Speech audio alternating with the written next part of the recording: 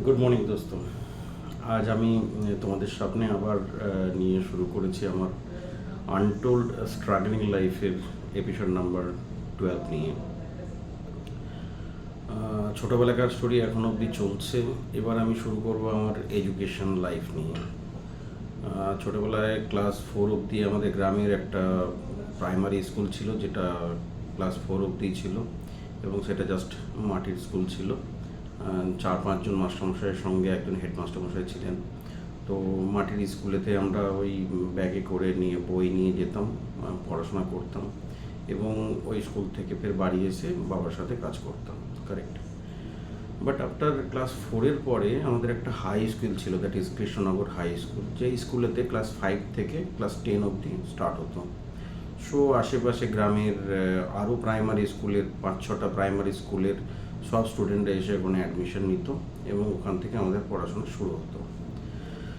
So class 5-এ যখন ভর্তি হতে যাই বা বাবা নিয়ে গেলেন, তখন আমাদের রোল নাম্বার হয়, যে স্কুলের আগে আসবে তাদের প্রথমে রোল নাম্বার হয়ে যাবে, তারপরে পরে পরে আর কি। সো সেই হিসাবে ক্লাস 5 আমার রোল নাম্বার ছিল, আমার মনে আছে 24। সেখানে তো কিছু করার ছিল না। এবার ঠিক আছে, এবারে পড়াশোনা স্টার্ট, স্কুল স্টার্ট, নতুন নতুন স্কুলের ইউনিফর্ম, মানে সাদা জামা, একটা ব্লু হাফ প্যান্ট বাবা বানিয়ে দিয়েছিল। তো স্কুল যেতাম। 6 মাস পড়ার পর আমাদের হাফ ইয়ারলি পরীক্ষা হতো। বিলিভ করবে না, হাফ ইয়ারলি পরীক্ষাতে যখন রেজাল্ট নিয়ে আমি এসেছি, আমি অঙ্কে পেয়েছিলাম জাস্ট 505। সো সেই রেজাল্টটা আনার পর বাবার তো খুব মন খারাপ। আমার কাকা স্কুলের টিচার ছিলেন, পাশের একটা স্কুলের হাই স্কুলের টিচার ছিলেন, ইংলিশের টিচার। তো আমাদের বাড়িতে শিক্ষিত বলতে কাকাই ছিলেন। তো সব ছেলেদেরই রেজাল্ট আসার পর কাকার কাছে নিয়ে যেতাম, কাকাকে দেখাতাম, কাকা যা বলতো সেটা শুনতাম। তো রেজাল্ট আসার পরেই বাবা বললো কাকার কাছে গিয়ে দেখা, কাকাকে গিয়ে দেখালাম। কাকা অঙ্কের রেজাল্ট দেখে বলছে, লজ্জা লাগছে না? একটা মুখে সরা ঢাকা দিয়ে তো আসতে পারতিস, 5 নম্বর পেয়েছিস অঙ্কেতে। আমার কাকা ভুলে গেছে, এবার ভালো হবে। তো বাড়িতে এসেছি, বাবাকে বললাম কাকা এই বলেছে। তো বলছে না, আরও ভালো করে খাটতে হবে, এরকম করলে আমি আর পড়াবো না। তো বাবা কী করলো, আমাদের লোকাল গ্রামেতেই দুলাল দা বলে একজন ছিলেন, যিনি টিউশনি পড়াতেন, খুব ব্রিলিয়ান্ট স্যার ছিলেন। তো উনি তখন খুব টিউশনি পড়াতেন আমাদের লোকালি। তো দুলাল দাকে বাড়িতে ডেকে বললেন, দুলাল, আমার ছেলেটাকে তোমাকে 1 ঘন্টা করে পড়াতে হবে, ম্যাথস অনলি। তো দুলালদা বললেন, দেখুন কাকু, আমি তো একদম সময় দিতে পারবো না, কারণ আমার কন্টিনিউ সকাল থেকে রাত অবধি টিউশনি থাকে। তো দুপুরবেলাতে একটা সময় খেয়ে দুলালদা বাজারে যেত পান খেতে।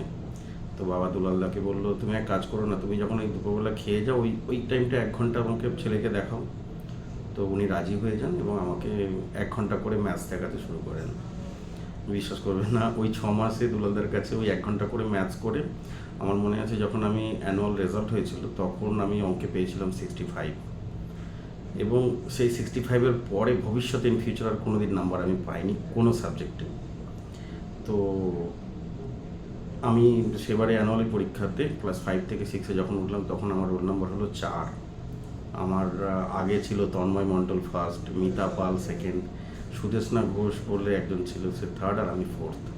তো এই হচ্ছে ক্লাস প্রাইমারি স্কুল থেকে ক্লাস 5-এ উঠে আমার ফার্স্ট একটা ঝাটকা অঙ্কেতে, এবং তারপর আমার পড়াশোনার জার্নি স্টার্ট। আমি এবারে 6-এ উঠলাম। আমি নেক্সট এপিসোডে এরপর থেকে আমি কন্টিনিউ করবো। থ্যাংক ইউ দোস্ত, সঙ্গে থাকবে, আমার গল্প শুনবে, খুব ইন্টারেস্টিং লাগবে। এবং শুধু তোমাদের জন্য বলছি না, এগুলো আমি বলতে চাইছি, তোমাদের বাড়ির যে ছোটো ছোটো বাচ্চারা যারা পড়াশোনা করছে তাদেরকে এপিসোডগুলো দেখাবে, তারা ইন্সপিরেশন পাবে এবং তারা তাদের লাইফটাকে কিভাবে আরও ভালো করা যায় তাদের বাবা মায়ের সাপোর্ট নিয়ে। এবং শুধু সবসময় হেরে গেলে হবে না, অনেকেই অনেক গরিব ঘর থেকে বড় হচ্ছে, কিন্তু তাদের জন্য এটা জাস্ট মোটিভেশনের জন্য আমি জাস্ট এই এপিসোডগুলো করছি। So please follow.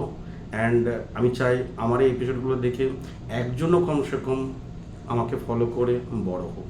Thank you.